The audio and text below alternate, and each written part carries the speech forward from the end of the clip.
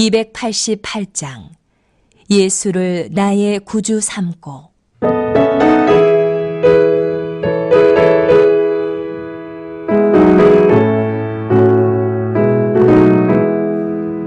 예수를 나의 구주 삼고 성령과 비로소 거듭나니 이 세상에서 내 영혼이 하늘의 영광 누리도다. 이것이 나의 간증이요, 이것이 나의 찬송이세. 나 사랑하는 끊임없이 구주를 찬송하리로다. 온전히 주께 맡긴 내 영, 사랑의 음성을 듣는 중에 천사들 왕래하는 것과 하늘의 영광 보리로다. 이것이 나의 간증이요, 이것이 나의 찬송이세. 나 사랑하는 끊임없이 구주를 찬송하리로다.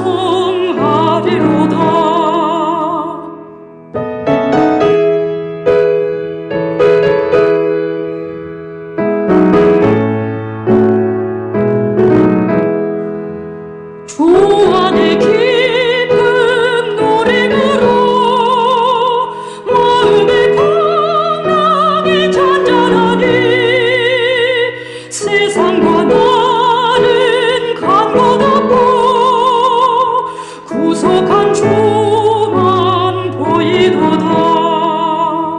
이것이 나의 간증이요, 이것이 나의 찬송이세.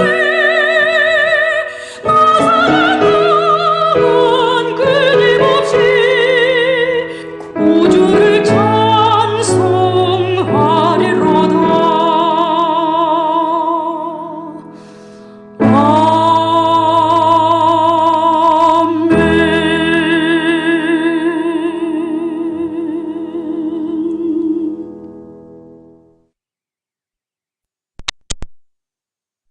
In paradiso dedicante angeli in tuo adventus suscipiante materes et perducante in civitatem sanctam Hierusalem in paradiso.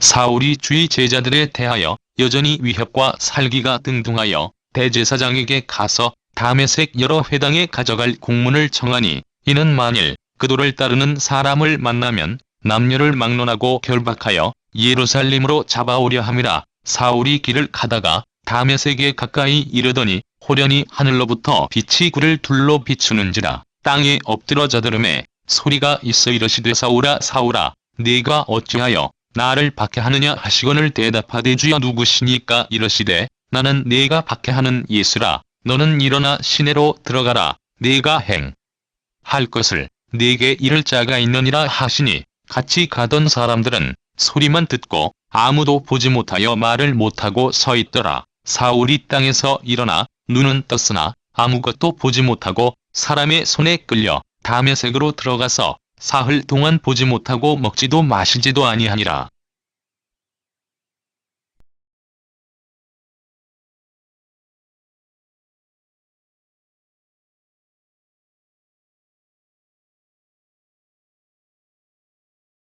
오늘 본문에는 교회의 탄압의 핵심 인물이었던 사울의 회심을 담고 있습니다. 사울이 예수님을 만나 구주로 영접하게 된 핵심 사건이 기록되어져 있습니다. 본문 사울의 그리스도교에 대한 적대감이 어느 정도였는지가 잘 나타나 있는데 여전히 위협과 사기가 등등하여 라고 말씀하고 있습니다. 그의 이러한 적의는 성도들을 옥에 가두고 죽음으로 내몰았던 것입니다. 사울은 스데반과 같이 예수를 믿으며 증거하는 자들은 모두 유대교의 이단자들로서 죽어야 마땅하다고 생각하고 있었던 것이다.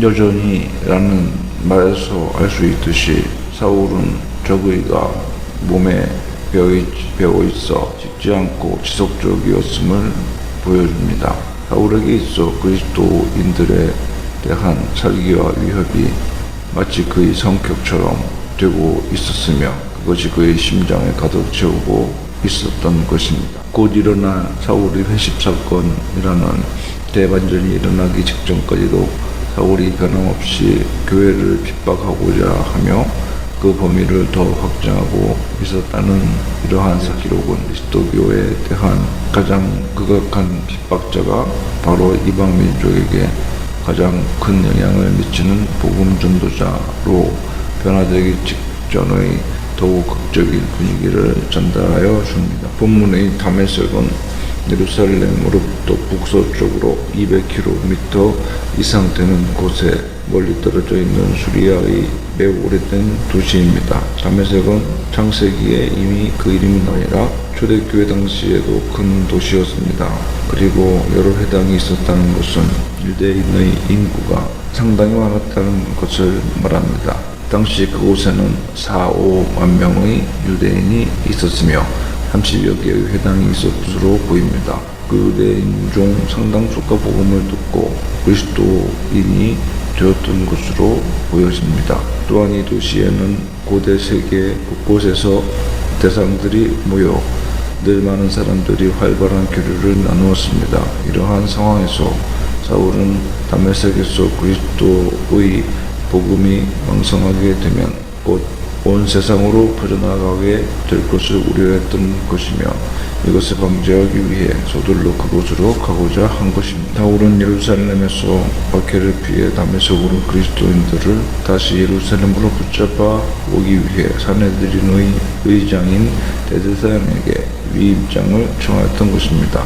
그런데 예루살렘에서 다메섹까지는 걸어서 4일에서 6일 정도 걸리는 거리입니다.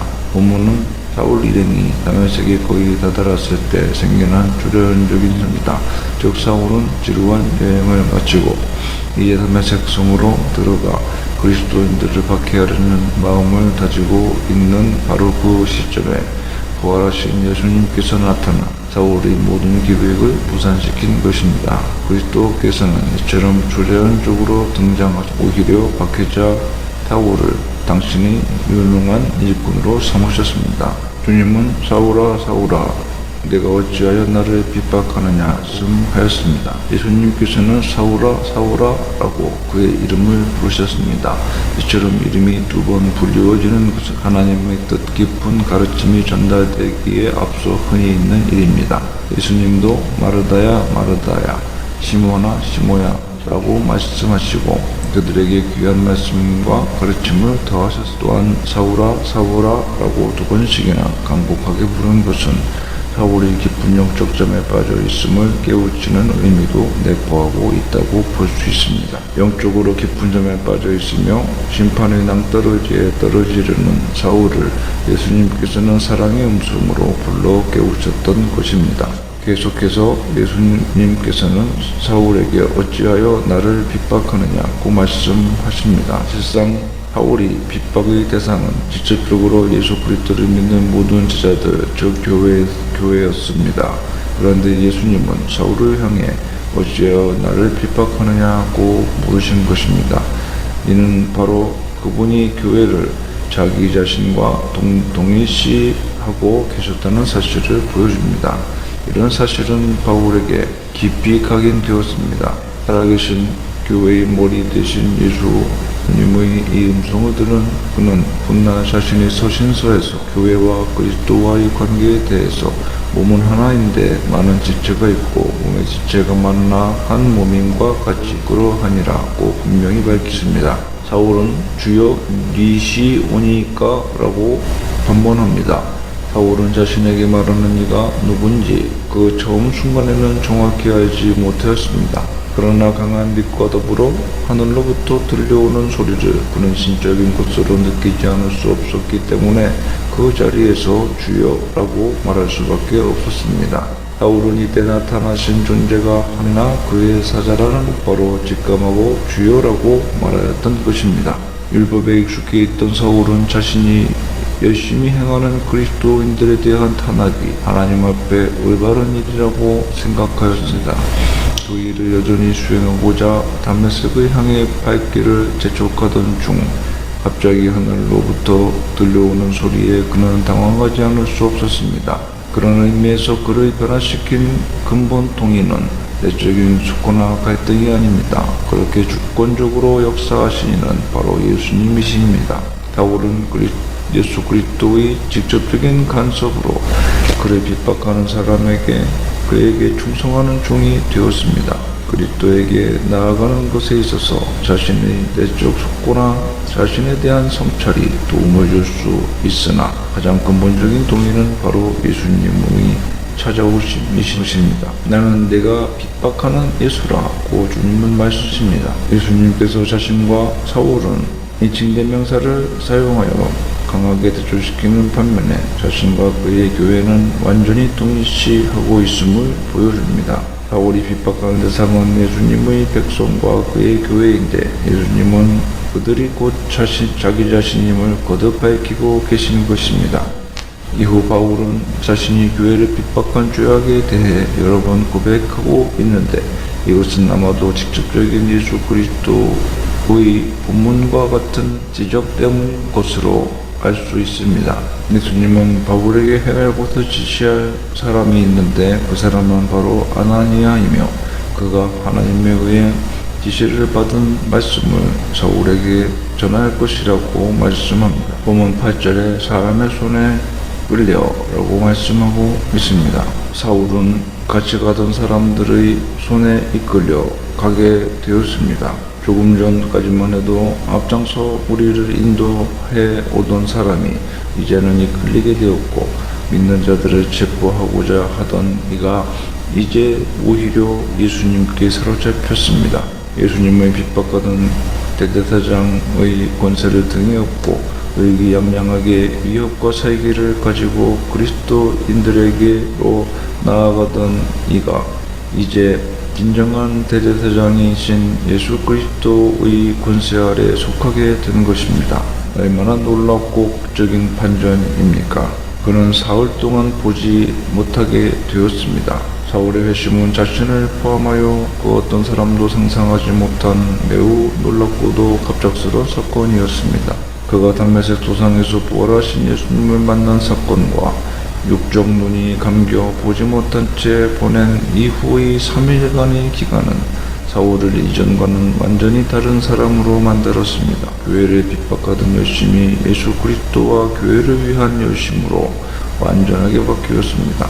그는 육적으로 잠시 눈멀게 되었으나 그로 인해 영적 어두움에 처한 자신의 현실을 깨닫게 되었을 뿐 아니라 세상의 참 빛이신 예수 그리스도를 삶의 주인으로 영접하게 된 것입니다. 바울이 눈이 멀었던 이 사울을 예수님의 부활과 관련하여 신학적 의미를 갖는 것으로 해석하기도 합니다. 바울의 회심은 그가 경험한 이 어두움의 사울은 예수님의 무덤 속 사울과 비교될 수 있습니다. 그러나 제3일에 그는 그리스도께서 죽은 자들 가운데 일어나신 것과 같이 죄와 사망의 죽음 가운데서 일어나 그리스도와 연합함을 의미하는 세례를 받았습니다. 이후에 그는 성령으로 충만하게 되었습니다. 그것은 그에게 있어서의 오순절 사건이었습니다. 따라서 이후에 바울은 자신이 그리스도와 함께 십자가에 못 박혔습니다. 이제 자신 안에는 그리스도께서 사신다고 고백할 수 있었던 것입니다. 사울은 이 보지 못하는 기간 동안 깊이 과거를 회개하였을 것입니다. 그래서 먹지도 마시지도 않았을 것입니다. 그리고 이 기간 동안 성령께서 그의 마음과 생각 그리고 영혼의 그리스도를 깨달을 수 있도록 은혜를 주셨을 것입니다. 그가 보지 못하는 이 시간이 바로 그에게는 그리스도의 사랑과 은혜의 빛이 비치는 축복의 시간이었던 것입니다. 여러분, 무지에서 비롯된 그릇된 열심은 결코 하나님 앞에서 칭찬받을 수가 없는 것입니다. 그러므로 우리는 이와 같이 어리석은 열심을 내어서는 안 되겠습니다. 오직 하나님의 뜻을 바르게 분별하여 하나님이 원하시는 일에 열심히 내어야 하겠습니다. 많은 사람들이 신념과 신앙을 혼동합니다. 자신이 가진 단순한 종교적 신념을 신앙이라고 착각하는 것입니다. 하지만 신념과 신앙에는 본질적인 차이가 있습니다. 신념은 자신이 가진 지식과 경험에 근거하여 스스로 갖게 되는 것입니다. 하지만 신앙은 오직 하나님의 은혜로 얻어지는 것입니다. 신념은 그릇된 사실에 근거할 수 있습니다. 하지만 신앙은 절대 진리에 근거합니다. 그리고 신념은 결코 우리를 구원으로 인도할 수 없습니다. 하지만 신앙은 우리를 구원에 이르게 하는 것입니다. 신념은 인간으로 하여금 목표 없는 인생을 살게 할 수는 있지만 진정으로 성공적인 인생을 살아가게 할 수는 없습니다. 진정으로 성공적인 인생을 살아가게 하는 것은 오직 신앙뿐입니다. 그러므로 우리는 신념의 사람이 아니라 신앙의 사람이 되어야만 하는 것입니다. 자신의 경험과 지식에 근거하여 자의적으로 어떠한 사실을 확신하는 자가 아니라 오직 하나님의 은혜로 말미암아 성령의 주명하심을 힘입어서 진리를 깨닫고 믿는 자가 되어야만 하는 것입니다. 그래서 이론 속에 존재하는 하나님이 아니라 실제 삶 속에서 함께 하시며 역사하셔 계신 하나님을 만나는 체험을 하여야 해요. 정녕 여러분 모두는 하나님을 만나는 체험을 통해 진정한 성도로 거듭남으로써 우리 중 단 한 사람도 구원의 반열에서 제외되는 일이 없기를 간절히 원합니다. 이처럼 하나님은 성도 각자에게 행할 계획을 가지고 계십니다. 예수님께서는 사울에게 성으로 들어가면 행할 것을 그에게 이를 자가 있을 것이라고 말씀하셨습니다. 이 말씀을 통해서 우리는 하나님께서는 당신이 세우신 한 사람 한 사람에 대하여 철저한 계획을 가지고 계신다는 사실을 하나님께서 각 사람을 부르실 때에는 아무런 계획도 없이 무작정 부르시는 것이 아닙니다. 철저한 계획 가운데서 부르셔서 빈틈없이 섭리하심으로 그들로 당신의 일꾼이 되게 하시는 것입니다. 이와 같이 모든 성도에게는 하나님의 특별한 계획이 그러므로 성도 각자는 자기 자신의 행의 뜻이 무엇인지를 발견하는 것이 무엇보다도 중요합니다. 자신을 향한 하나님의 계획이 무엇인지를 아는 사람은 인생을 무의미하게 허비하지 아니하고 성공적인 인생을 살 수가 있는 것입니다. 물론 하나님은 성도 모두가 자신의 삶의 자리에서 전도자로 일하기를 원하시므로 성도 모두는 이 사명을 잘 감당하여야 합니다. 그러나 하나님은 성도 각자에게 행할 계획도 갖고 계시는 것입니다. 그 하나님의 계획은 직업으로 나타날 수도 있고 특별한 인도로 나타날 수도 있습니다. 성도 여러분, 이 하나님의 이 계획을 잘 깨달아 그 일에 최선을 다함으로 하나님을 기쁘시게 할 수 있기를 바랍니다. 기도합시다. 하나님 아버지, 오늘도 하나님의 선하신 계획을 믿으며 신념이 아니라 신앙에 일각한 주 예수 그리스도를 따르는 믿음의 종들이 다 되게 하여 주시옵소서. 예수님의 이름으로 기도하옵나이다.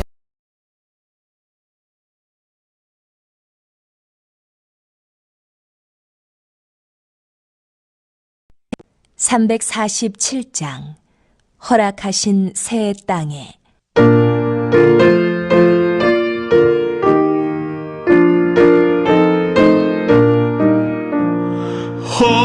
허락하신 새 땅에 들어가려면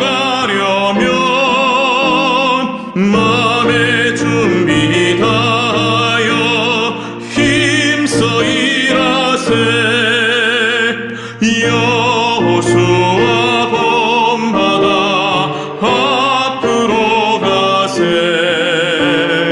우리가 할 처소는 주님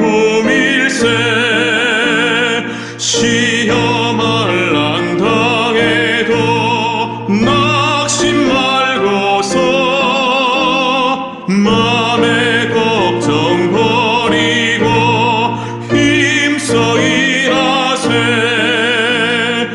여호수아 본받아 앞으로 가세. 우리가 알 처소는 주님 품일세.